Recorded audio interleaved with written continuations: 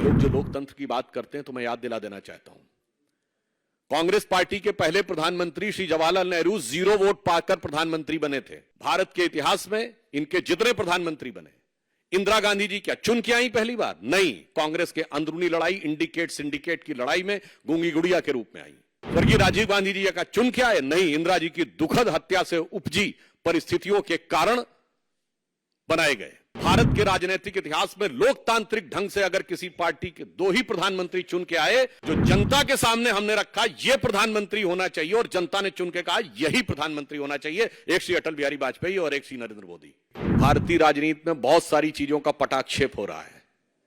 राजवंशों की सत्ता 1947 में समाप्त हुई थी।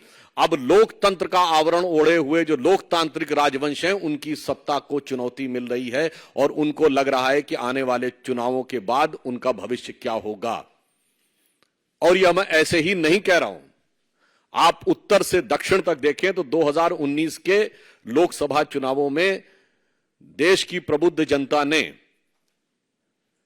इंटाइटलमेंट के आधार के ऊपर जो लोग लोकतंत्र के नाम पर राजतंत्र चला रहे थे, चाहे कश्मीर में अब्दुल्ला और मुफ्ती परिवार हो, वो लोग चुनाव हारे, पंजाब में बादल परिवार चुनाव हारा, हरियाणा में हुड्डा परिवार चुनाव हारा, अशोक गहलोत जी का बेटा चुनाव हारा, उत्तर प्रदेश में अखिलेश यादव जी की पत्नी चुनाव हारी, चौधरी अजीत सिंह और उनके बेटे चुनाव हारे, बिहार में लालू प्रसाद यादव जी की बेटी चुनाव हारी, फिर चाहे तेलंगाना में केसीआर जी की बेटी चुनाव हारी हो, अथवा परिवारवाद के सबसे बड़े प्रतीक श्री राहुल गांधी जी चुनाव हारे।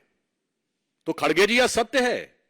जो आपको डर लग रहा है कि इसके बाद ये लोकतांत्रिक राजवंशों के लिए चुनाव के का भ्रम जनता के सामने रखकर राजनीति करना संभव नहीं हो पाएगा, क्योंकि अब भारत में वास्तविक लोक सत्ता का प्रादुर्भाव हो गया है। सो वॉट एवर श्री खड़गे जी saying, it is real meaning is that those dynastic politics under the garb of democracy, which is continuing, which has been totally discarded by voter in the last election, now seems towards an eclipse, and the true emergence of true democracy is there in the offing, जिसमें भारत के सभी युवा और सभी मतदाता, जो प्रधानमंत्री जी ने कहा है, भारत का गरीब, भारत का किसान, भारत की महिला और भारत का युवा अपनी शक्ति के साथ उभर कर सामने आ रहा है। वैसे ये लोग जो लोकतंत्र की बात करते हैं तो मैं याद दिला देना चाहता हूं, कांग्रेस पार्टी के पहले प्रधानमंत्री श्री जवाहरलाल नेहरू 0 वोट पाकर प्रधानमंत्री बने थे। अप्रैल 1946 में कांग्रेस कार्य समिति की बैठक में 16 कांग्रेस कमेटियों में से एक ने पट्टाभी सीतारमैया को और एक ने कृपलानी जी को वोट दिया था, और बाकी सारे के सारे वोट सरदार पटेल को मिले थे और 0 वोट जवाहरलाल नेहरू को मिले थे। और इस बात की, उस घटना के अंदर का point by point, minute by minute reference Kripalani की किताब माय डेज विद गांधी में है, मौलाना आजाद की किताब इंडिया विंस फ्रीडम में है, दुर्गा दत्त की किताब India from Curzon to Nehru and thereafter में है। और जो अंतिम प्रधानमंत्री हुए, हो सकता है कि वो व्यवहारिक दृष्टि से कांग्रेस पार्टी के अंतिम ही प्रधानमंत्री भविष्य के लिए सिद्ध हों, doctor Manmohan Singh, the accidental prime minister, उनको कोट कर रहा हूं। प्रणब मुखर्जी जी की पुस्तक का विमोचन करते समय सोनिया गांधी जी की उपस्थिति में स्वयं डॉक्टर मनमोहन सिंह जी ने कहा कि जब मुझे प्रधानमंत्री बनने के लिए कहा गया तो मैं प्रणब दा के पास गया, मैंने कहा प्रणब दा आप मुझसे अधिक योग्य हैं।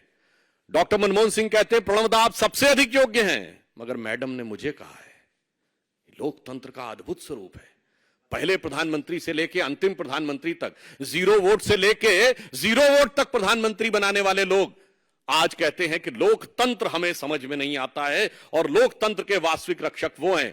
फिर मैं कह रहा हूं, भारत के इतिहास में इनके जितने प्रधानमंत्री बने, इंदिरा गांधी जी क्या चुन के आई पहली बार? नहीं, कांग्रेस के अंदरूनी लड़ाई, इंडिकेट सिंडिकेट की लड़ाई में गूंगी गुड़िया के रूप में आई। स्वर्गीय राजीव गांधी जी का चुन के आए? नहीं, इंदिरा जी की दुखद हत्या से उपजी परिस्थितियों के कारण बनाए गए। श्री पीवी नरसिम्हा राव कैसे बने सबको पता है, और डॉक्टर मनमोहन सिंह सबको पता है। तो भारत के राजनीतिक इतिहास में लोकतांत्रिक ढंग से अगर किसी पार्टी के 2 ही प्रधानमंत्री चुन के आए, जो जनता के सामने हमने रखा यह प्रधानमंत्री होना चाहिए और जनता ने चुन के कहा यही प्रधानमंत्री होना चाहिए, एक श्री अटल बिहारी वाजपेयी और एक श्री नरेंद्र मोदी।